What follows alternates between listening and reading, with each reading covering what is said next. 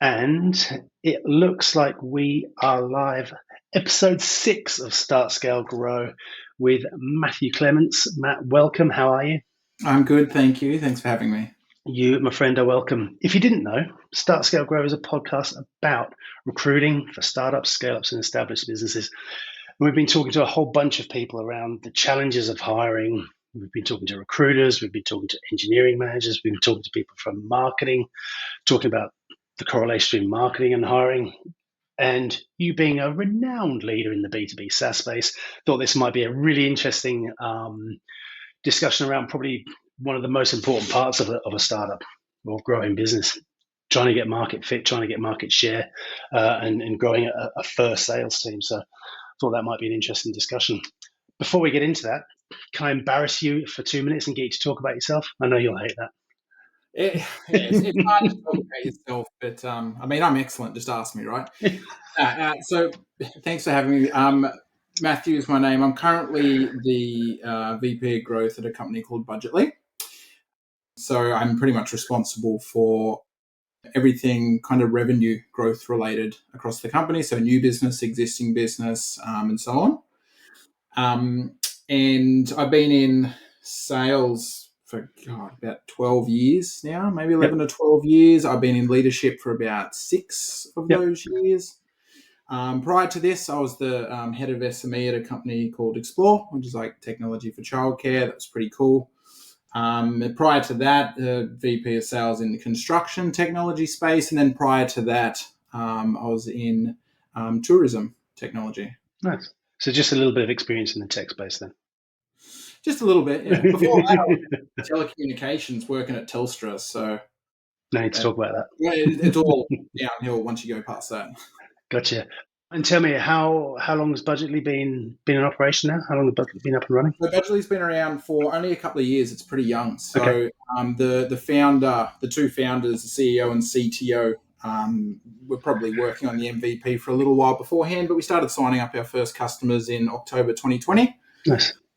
So I joined in February 21. Yep.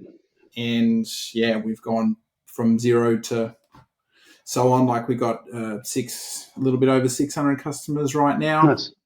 And it's actually a very interesting journey because this is the first time in my tech startup career that we're bootstrapping a business. Okay. First time I haven't been involved with VC funding, and it's a whole new challenge. Nice. And quick plug, what does Budgetly do? So Budgetly is you click a few buttons. You can give cards to your staff for spending. Okay. They can only spend what you want them to spend. You set the rules. Okay. They buy something, take a photo of the receipt, click a button, goes into accounting software. Gotcha. You don't have to deal with a bank anymore. I'm sure we all know how difficult it is to go and get a credit card from the bank. Or like you have to go down in person, like to a branch. Yeah. And yeah, you give cards to whoever you want. It's extremely popular with a lot of businesses in Australia now because they're realizing that they don't have to deal with a bank. So expense management, so employees' expenses. Yeah. Like every business that exists has to buy stuff. Yeah. But yeah, expense management is probably the best term for it. Okay, gotcha. Perfect. Thank you. That's super helpful and probably gives us some good context. So you came on in February 21, tasked with growing the business, acquiring new customers.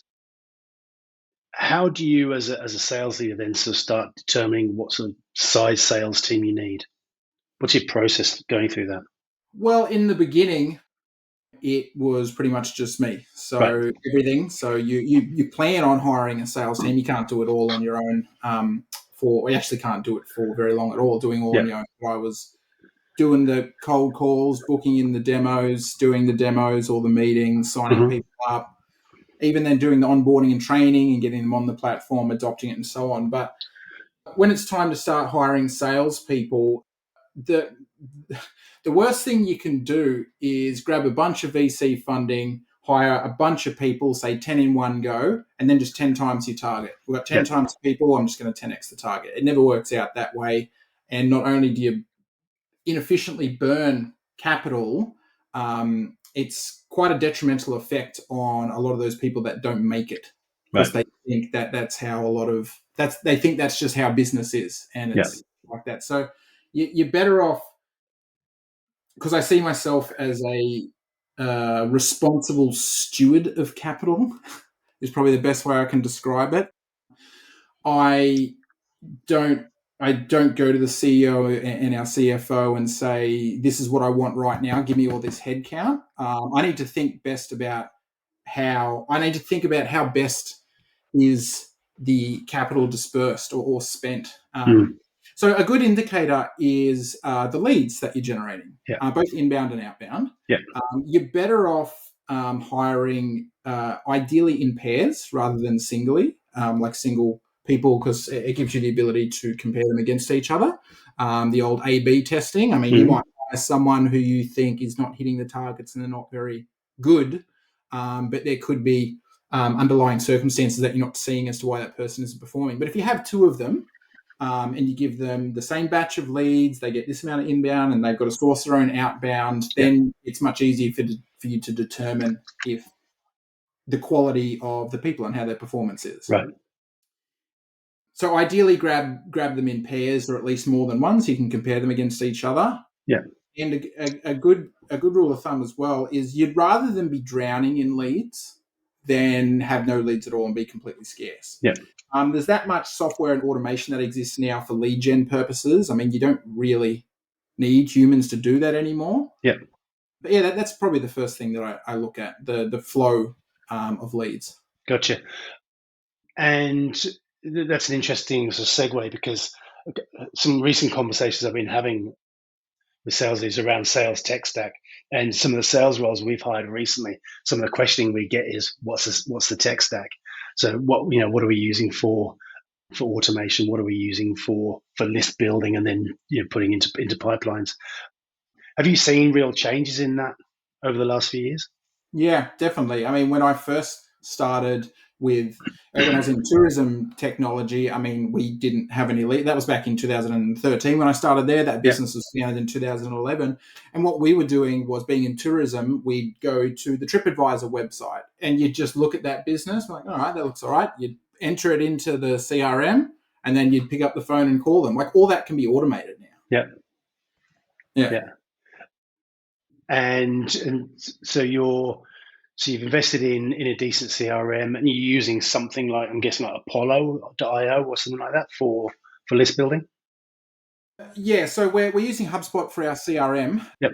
In terms of the businesses that are interested in our product, a lot of them, because we sell to Australian-based businesses only, it's an Australian-based product. And I mean, the businesses exist on the internet, right? So you can find their public email address and their public phone number. And I have looked at software like Apollo, and we've looked at we've looked at a couple of them, but what we found was they were very, very heavily US biased. Yep. And they were able to produce some leads and then business in Australia, but most of it was geared towards the US or other countries. Yeah. And so when you're just going back to sort of salespeople and activity and that sort of thing, when you look at numbers and you're looking at inbound and that sort of stuff, do you sort of put some KPIs around, like how many demos a day salespeople should be doing, and how much sort of admin time? Because I guess depending on your ticket size, bigger customers probably need more prep time before you're going into a demo and that sort of stuff. Do you sort of heavily sort of KPI and sort of plan those activities out? We do, yeah. So I love a good dashboard. I love building reports. Thought you might. I can stay up all night building reports in HubSpot. I like the pretty colors keep my attention. Right. But no, we do. So you work backwards from you got an ultimate revenue goal. How do you make revenue? Well, you've got to make sales. How do you make sales? Well, you've got to hold demos or meetings or meet with customers. How do you hold meetings? You've got to book them. How do you book them? You got to pick up the phone. Yeah. So you just work backwards from there. You'll have a conversion rate in between each one. So you'll have, depending on how far along your business is, if it's quite transactional, you'll have an average deal size if it's just like a month-by-month thing. If it's more sophisticated product where you have, a minimum of a 12-month contract, you'll have an ACV instead, but you do your revenue divided by that will give you the number of sales that you need to make, like dividing it by the decimal. That divided by the win rate. So take your number of sales little number divided by the big number, divided by the held, multiplied by 100. So you divide it by your win rate. That gives you how many you got to hold in the month or the quarter. Get your held, divide that by your hold rate. Because, I mean, if you book in 100 demos or you book in 10 demos and you're only holding 4 of them, well, yeah. So you work backwards from there, and all the way down to how many people you got to contact each day. But I also have to point out, beware of activity metrics for the sake of activity. Yeah. If you're not generating the quality from it, which sometimes can be difficult to track, there's no point to it. And throughout my career, I've always come across some salespeople like that. Not all, but some little bad eggs that they're just, I'll just do the call because they know they've got to do 30 connected calls in a day or some shit. So they are just getting through them as quickly as possible, not actually trying to, well, can I ask you some questions to figure out if I can help you type thing. So beware of activity for the sake of it. Yeah. And you need to figure out what that quality is and measure that. Yeah. Yeah. And I'm guessing that part of your role then as you've hired new salespeople, they're getting used to the way the customers behave in demos. They're getting more and more comfortable answering questions that customers are going to have, like how does this work? What about this? And so you start seeing then this shift in them.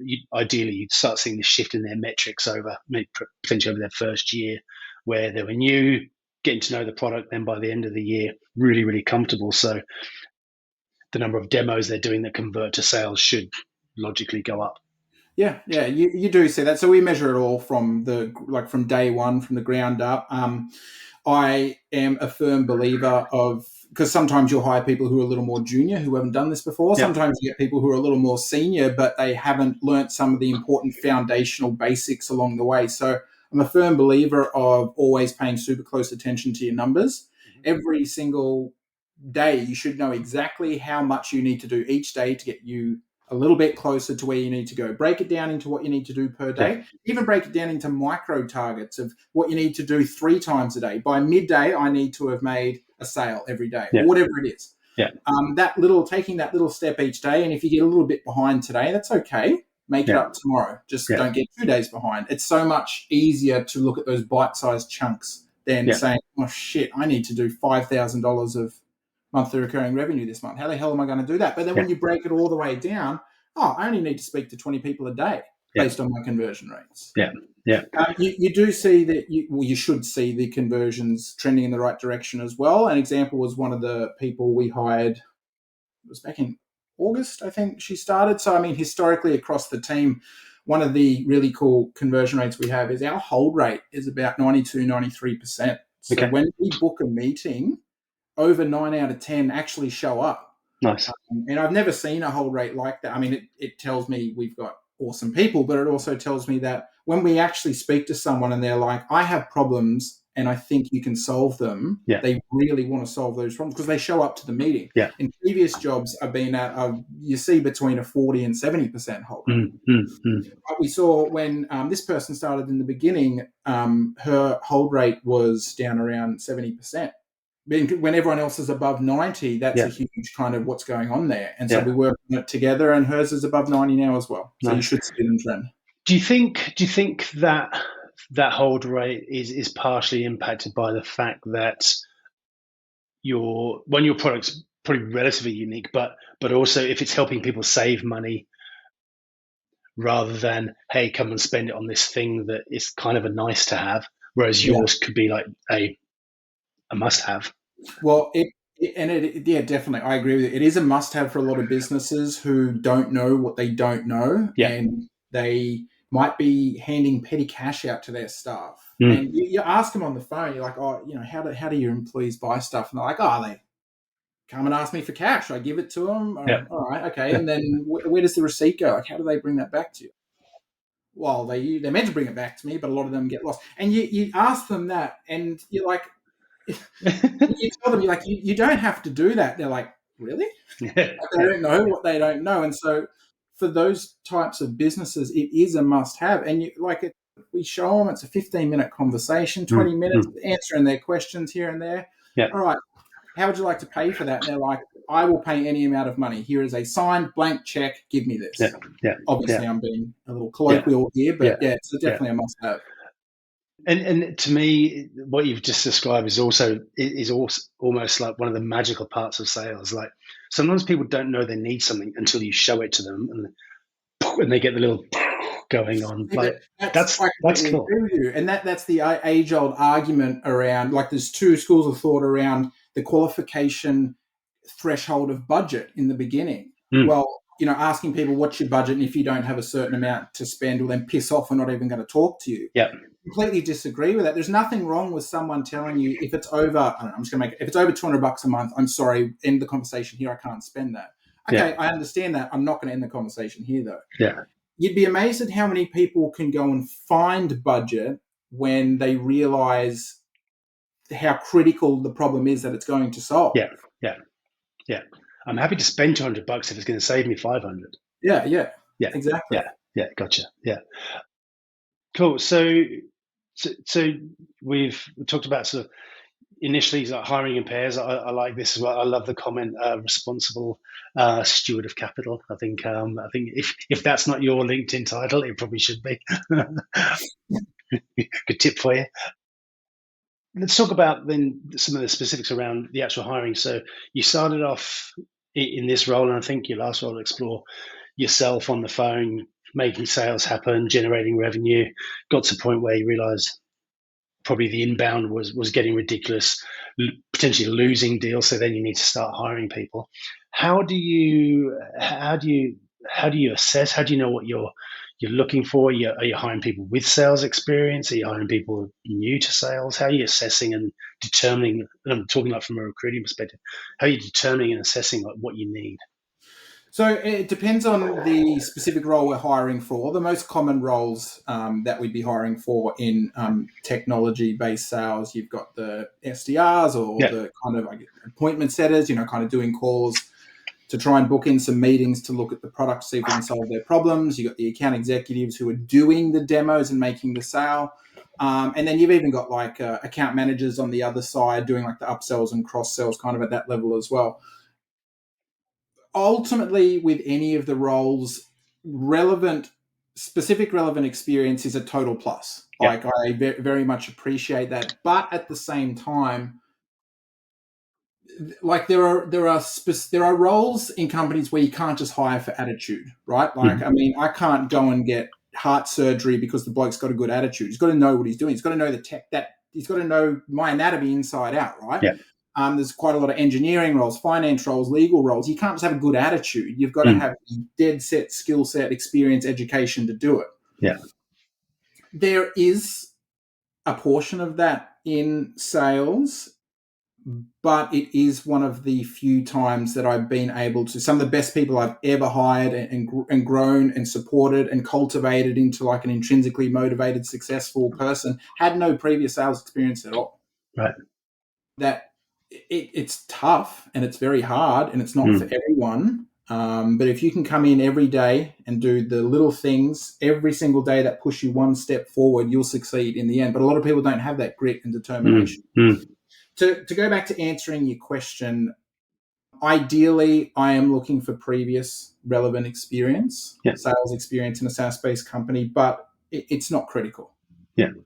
Some roles I do have a minimum expectation, like a minimum threshold when, you'd have to have a pretty amazing, like your cover letter would have to slap me across the face, actually physically, for me to look at you. Like some roles need 3 or 4 relevant years of experience. And I mean, they pay accordingly, right? Like you should, that person, that successful candidate should have a lower probability of underperforming based on that level of experience, which is why we pay higher. But in any sales team, there will always be a position, if you don't have experience and you want to break into it, you might have to start from, I don't want to say the bottom, you might have to start from doing something that you're not used to doing, like calling 50 strangers a day and dealing with people telling you, I hope your plane goes down next time you're flying. But so you can hire for this role, some roles without any relevant experience. I guess it depends on how many people you need, like how quickly you want to fill the role, like how many candidates you have. That's another thing as well at Budgetly now, because we're a remote only company. I put up a job ad and I have 300 candidates in 2 days. Like our head of people, we got to take the job ad down because there's that many candidates. Yeah. So a couple of things there that are really, really interesting. Someone told me you had a very slappable face. So for that cover letter, that was you. It might have been. So for that cover letter, that's a good thing. But I was going to ask about, so managing a sales team 100% remotely sounds like some people's worst nightmare, and easy to assume that you can't manage performance, you can't manage activity, you can't shadow, all the things that you might potentially be able to do in the office, sitting on calls with people and all that sort of stuff. But the more and more people I talk to in similar positions who are managing remote teams, I think probably like a lot of people post-COVID, people are finding it easier to do that. What's your experience been? So there's a bit to unpack here. I love working from home. I love that Budgetly is a remote only company. We don't even have an office. I couldn't force you to go in the office if I tried to. Yeah. I love that, but I understand it's not for everyone. Yeah. And some people, especially when you're getting started, like it can be very helpful to be around others and kind of learn by osmosis, and you can hear a call over there and you wheel your chair over and go and listen to it. So it does have its own challenges, but I think especially for people like me and the people that we've got at Budgetly, the pros far outweigh any of the cons. Right. Now, I say people that we have at Budgetly, we do hire in a very specific way. And I'm going to go on a little bit of a tangent here, but ultimately it comes down like if you don't, the people that you're hiring, if you trust them to deliver the outcomes and you support them however much they need, within reason, right? If their support is, I will do this, like I'll hit my goals if you buy me a Ferrari, all right? You support them within reason, but if you trust them to get the job done, you can, like, it's 2023. I can measure everything that you're doing. I can see what your outcomes are. We can see what everyone's doing. I don't care if you go on, what do people do on their lunch break? Walk their dog? I don't know, go to the pub? Yeah. Don't drink on work time. But I don't care what you do during, around that. So doing it, like managing, growing the team, leading the team remotely, it does have different challenges, but we adapt to that. So for example, there's a really, really good book on like human motivation and like, it's actually called Drive by Daniel Pink. So you should read that. It's a little bit dry in some areas, but in that it talks about motivating people with like providing autonomy, providing mastery, and providing purpose. And we take that very seriously at Budgetly, where everyone has the autonomy to get the job done. Like I'll provide guardrails, like as long as you don't burn the company down or steal money or something like that. You've got guardrails, but within those guardrails, you go and achieve that goal however you see fit. You run to that outcome as fast and as efficiently as you can. And you let me know if you need help. Otherwise, I'll leave you alone to get the job done because I hired you to trust you to get that job done. You'd be amazed that when you treat adults like adults, how adult they act. Yeah. So it's funny, isn't it? I remember a client a few years ago, but years before COVID, and someone I interviewed for them asked about doing, I think it was like they wanted to do 2 days a week from home. And I remember that person saying, well, they've got to earn the trust first. Like if we trust them, then we'll let them do that. And it was instantly sort of seen as this negative thing. But it's just, it's amazing, but also I think, impressive how far a lot of businesses have come in. Yes, self-enforced. COVID made us have to just trust people. I think that the problem a lot of businesses made was trying to treat people in 100% remote setting like they did as if they were in the office. Like they're totally different things. Like the conversations you have, the amount of times you check in, trying to keep some degree of non-transactional dialogue happening. Yeah. On our YouTube channel, there's a interview I did with Chris Murphy. And he talks about this non-transactional dialogue. When you're in the office, when you go into the kitchen, you're like, oh, you see the game last night. And you have that sort of dialogue. But when you're logging into calls all the time and you're on time frames because you've got to get to your next meeting, there's a danger that all your dialogue is just transactional. It's only ever about work, which is fine for some people, but for other people, maybe not. So it's a bit of a digression from what we're talking about. But this being 100% remote has its own unique things, right? I've definitely found you need to be a lot more organized as a leader, time management wise as well. Like, for example, there's a lot in our calendars that would look like, oh, we're just holding meetings for the sake of meetings, but it is more of that social event. Like, we'll have a catch up in the morning and a catch up in the afternoon every day. But it's so that we can talk about, how'd you go today? What do you got on today? What can I help with? And it does turn into, often a social, laughing, joking session. Then I got to reel it back in and so on. But then we have, when we're doing, because we're doing outbound calls to generate business for outbound revenue, we'll quite often schedule regular, call blocks together where we all sit on a Zoom call. So there's like 8 or 9 of us there, and we're all muted because we're calling customers. But it also gives us an opportunity to unmute and say, you wouldn't believe that call I just had. Or unmute and say, I just got a red hot one. I've got a live one. I'm real. And we still have a social environment with each other. It's just, you got to be a little bit more organized. And you got to be really conscious of that as well, because some people are fantastic salespeople, but they really thrive on that office sales floor environment and making that, because at Budget Lab, we don't have an office. So not making them, but I'm sitting in my bedroom every day, just pumping the phone. I can see how you're like, can I talk to someone, please? Can I do anything else? So then we organize regular, where we'll go into a co-working space together. We do once every 6 months. We fly everyone to the same co-working space in my growth teams, because the rest of the business has smaller teams. But the next one's coming up in May. So everyone's coming to Melbourne. We do a co-working space for 2 days and then go and have a shandy afterwards, a nice light beer with lemonade. Nice. Good for you. A couple of things there. Just going back to sales for 1 second. Your comment around a lot of people like not liking this thing, like you've got to make X amount of connected calls a day.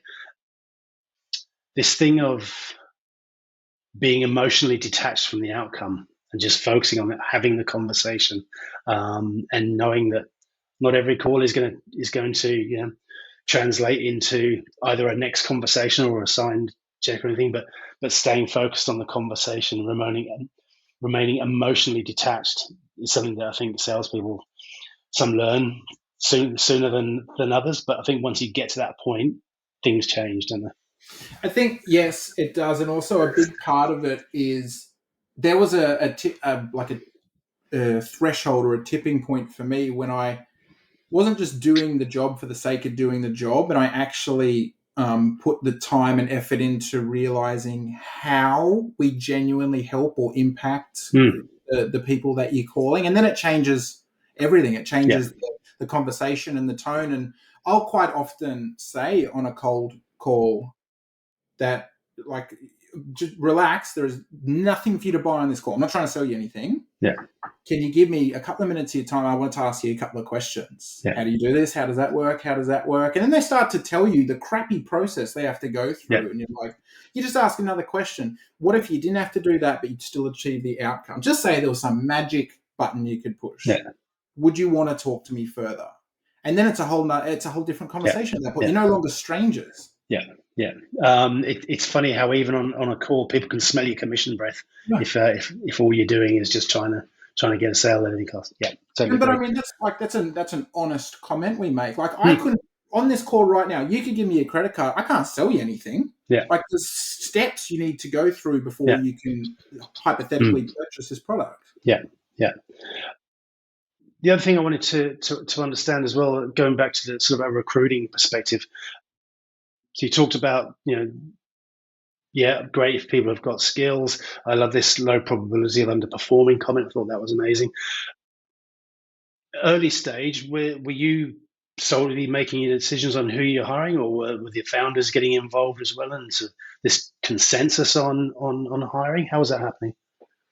Well, I guess there's two kind of reference points I want to talk about here. Making the decision to hire a certain headcount in a certain area or a certain amount of people, I will generally say this is needed, but I will get the CFO and the CEO will just kind of say, yes, budget allows, go and do it, or we might have to wait a couple more months. So that's kind of the first conversation. Yeah.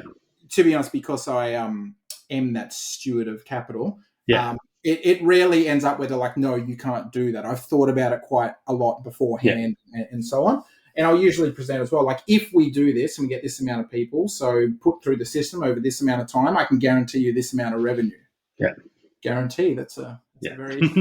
yeah. So then there's that point. But then once we actually are doing the interview process, so we try and keep the interview process extremely efficient, but at the same time, you want to make the right call as much as possible. Yeah. So there'll be 2 interviews. There's usually a phone screen done by the head of people just to. Yeah. But then there'll be 2 interviews done. The first one's, questions, and then the second one's more of a practical assessment, depending on the role. Okay. The ultimate decision is mine, but we break down at the end, what do you think, and you think, everyone who is involved in it, including the people who does the phone screen. And so far in Budgetly's history, we've never thrown out our opinions. This person was a 4 out of 5. We've never had anyone say that person was a 1 out of 5. You're off your head. We're not hiring that person. Okay. Everyone has actually agreed, and we've had the same consensus. Brilliant. Yeah. That's actually a rarity. I mean, I've sat in, I can't remember how many debriefs I've sat in, probably a couple of hundred. And yes, I think probably for the majority, like, everyone's relatively consistent, but occasionally you do get those ones where you get wildly opposing opinions, and you're like, well, how did this happen? Yeah. The worst ones are when everyone's right down the middle. Meh. Yeah. Like, it's almost too hard. Well, I think as well, because I have thought about that. Now, first of all, we're a young company. There's still plenty of time for us to get to the point where we totally disagree. But I also think a lot of it comes down to being aligned, us being aligned, the people being aligned before we interview the people. What are we looking for? What are they going to deliver? What do we need? Like, if you've got a big rock you're trying to pull in a direction up the hill, and I'm pulling that way, that person's pulling that way, and you don't go anywhere, right? Yeah. If we're all aligned, we can pull the rock up the hill. Yeah, yeah. Like, that was an analogy. Yeah, I'm pretty happy with that. Yeah, I like it. But you may or may not know, we actually do interview training, and a big part of that interview training is the preparation beforehand. No point going off interviewing if you don't know what you're looking for. You can't understand how to split signal from noise, and then you're not all aligned in what you're trying to achieve. And what is interviewing? It's data gathering, it's fact finding, and then together as a team looking at the facts and making some decisions as best you can on what you've got. So, the total opposite end of what we've got now. I've been at a previous job walking through the office. Someone comes and grabs me. Can you jump in this interview with us? Yeah. What? Like, hey, what? You mustn't be too busy. Yeah. I don't know who to interview. I don't know what I'm looking for. I don't even know what role they're interviewing for. I've never seen their resume. Like, that's as bad as it gets. Yeah. Question for you with salespeople. Do you think, and I've been having this kind of conversation with some other people over the last few weeks, do you think on people who have been in sales roles, on the resume, that they should have detail on, this is my annual target, this is how I achieved, this is how I performed against it, this is how I did it? Do you think that stuff's important for salespeople? Yeah, that's basically all I want to see. This was my target, I ended up here.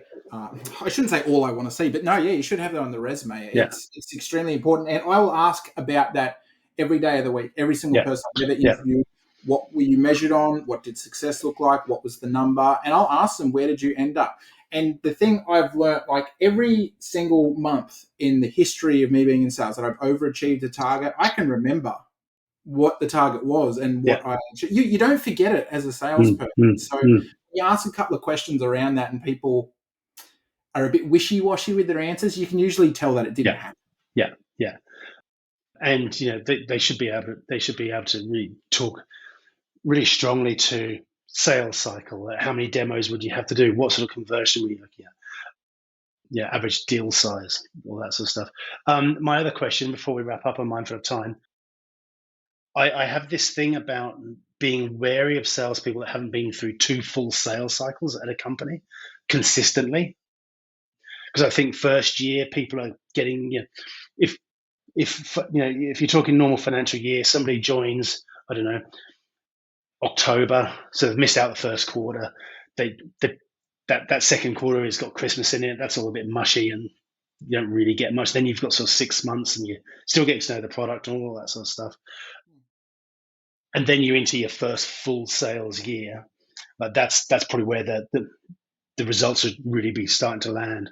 Yeah. People who haven't been through that sort of cycle consistently, and again, like one-offs and all that. Hey, we've all taken the wrong job at times, but that inconsistency is always a red flag to me. What's your thoughts?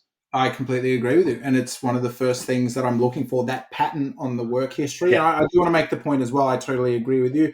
Sometimes the job's not for you, and that's okay. Yeah. But if you notice that pattern of 2 or 3 times in a row where it looks like it, was only a couple of months or something like that, and then you do ask the follow-up question in the interview, and you find out it's only been a half sales cycle or one. Yeah, I completely agree with you. Yeah.